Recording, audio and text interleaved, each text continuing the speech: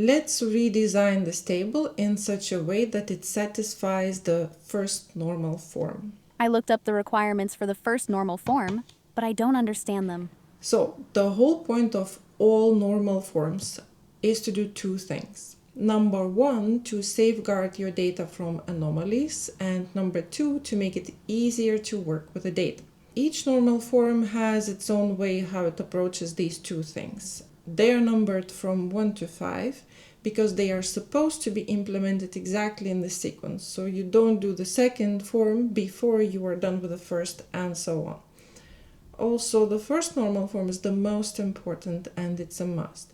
And the fifth normal form is already pushing it a bit too far in most cases. So let's focus on the first normal form. And let's name this sheet as first normal form. The way that first normal form safeguards the data from anomalies is by ensuring three things: atomicity of data, consistency of meaning, and uniqueness. So let's take atomicity. It means that each table cell must consist one item, and that item must be in its most basic and indivisible form, just like an atom. Because when the data is not atomic, then you run into all kinds of difficulties and problems. For example, let's take here the amount of leftovers, and imagine that we wanted to sort this table by the amount of leftovers in such a way that 100% was at the top of the table and 0 at the bottom. How would we even do that here? That's just not possible. Or imagine we wanted to collect all instances when a cat threw up. How we would do that here? Now that's possible, but this information is buried inside of the data cells, which means that we would have to read the whole contents of the cell, find this phrase, and only then pick the row, which is inefficient. But on top of that, what if somebody misspelled this phrase? Well, then we would miss the row completely. That makes it inefficient and inaccurate. Then let's take consistency. That means that each column has to have the same meaning and the same data type, and there has to be only one column for each type of information. In our table, that's exactly what happened here. You see the leftovers is recorded as text. So somebody recorded it like this, somebody recorded it like this, and then who knows, maybe someone even records it like this, which is also a valid way, but it's very inconsistent. And as long as this is text, we have no way of enforcing it. And the last point of consistency, that there has to be only one column for one type of information, will become clear when we start fixing the table. For now, we can let it pending, but let's not forget it. And the third point, uniqueness. That means that each row has to be unique, and we have to ensure that if we add a new row, that it will also be unique. Our table does not ensure that. These rows are different from each other, but it could easily happen that staff on the same day brings the same dish to the same cat and then also happens to have exactly the same outcome. For example, like this. And then looking at this data, how do we even know if this is an accidental duplication, which would be okay, we would just deduplicate data, or did this actually happen? Did someone bring sushi to Beta again after she already threw up and then they did the same thing again? Well, that would be a problem. That's why we need to know. Now we will solve all these 3 points: atomicity, consistency, and uniqueness, one by one. For atomicity, let's identify information that consists of more than one item inside a cell. A date is atomic because this is a single point in time. Next, the cat. And this is not atomic, this is 2 items. So this Beta, for example, is a nickname, how a human calls their cat. And this is cat's name, the way it is in the passport. That is called a composite value, and it needs to be split into separate columns. So let's do it. Next, the dish. Well, how many items are in a dish? At least 3, but it depends. Yes, exactly. This is a little bit more complex than cat. So really, this is 2 types of information. One is the name of the dish, and the other one is the ingredient list. But the ingredient list is a multi-valued information. So it's one type that has multiple values. We tackle that in 2 steps. First, the composite part.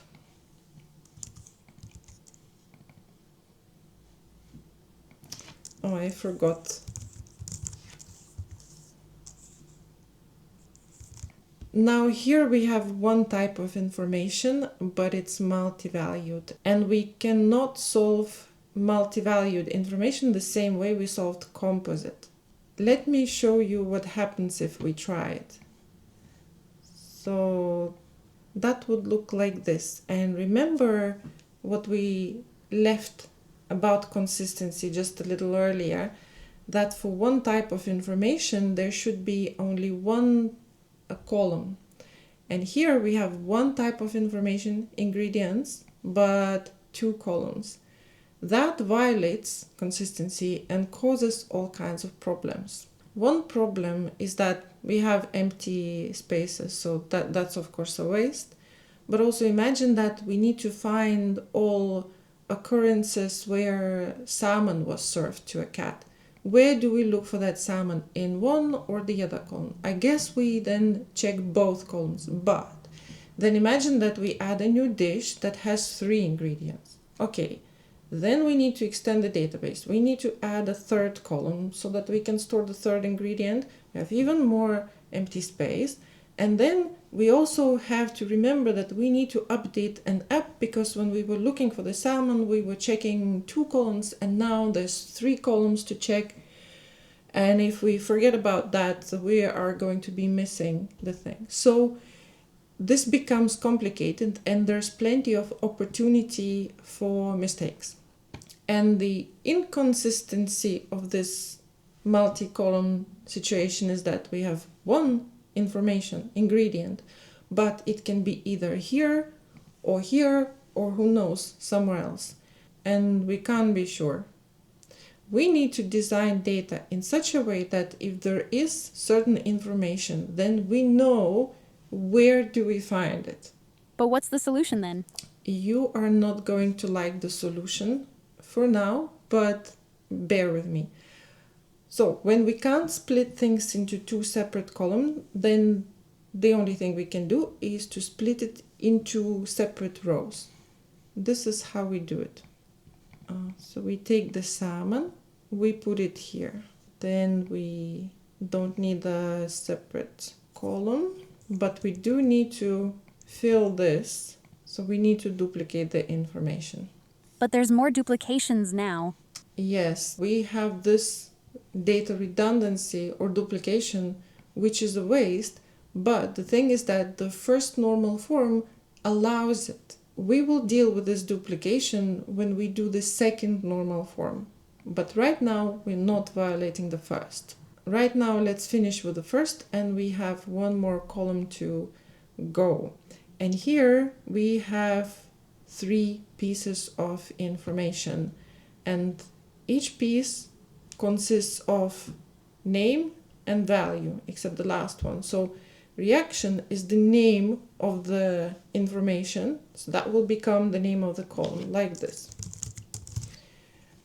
And this is the value itself, so it will go into the cell like this. Same here, this is the name of the value, becomes the column name, and the value becomes the content, like that. Now this we can make into a number, and we can enforce constraints. And to make sure that we understand the meaning of this, we can also designate the units here. This is a fact that either happens or not. So that's an ideal candidate for a Boolean value, and I'm going to do it like that. Now everything is atomic and consistent, and each column has its own data type. So this is date, this is text, text, text, number, Boolean. All good. Yes, we do have duplication right here, but we'll deal with that when we do the second normal form. We still have one more thing, uniqueness. And we're still not ensuring uniqueness here because we could still have that situation where I said that the same day, same food, same outcome. In order to solve that, what we can do is turn date into a timestamp, like this. Timestamp is a very common data type, often preferred over just date. And the precision of timestamp in PostgreSQL is to a millisecond. So for us, it would be practically impossible to have two events occurring exactly at the same time. Now, in reality, we should just add an ID column and it would solve the uniqueness thing. But I want to leave it here as a timestamp, and specifically this duplicated timestamp, because that allows me to explain the second normal form.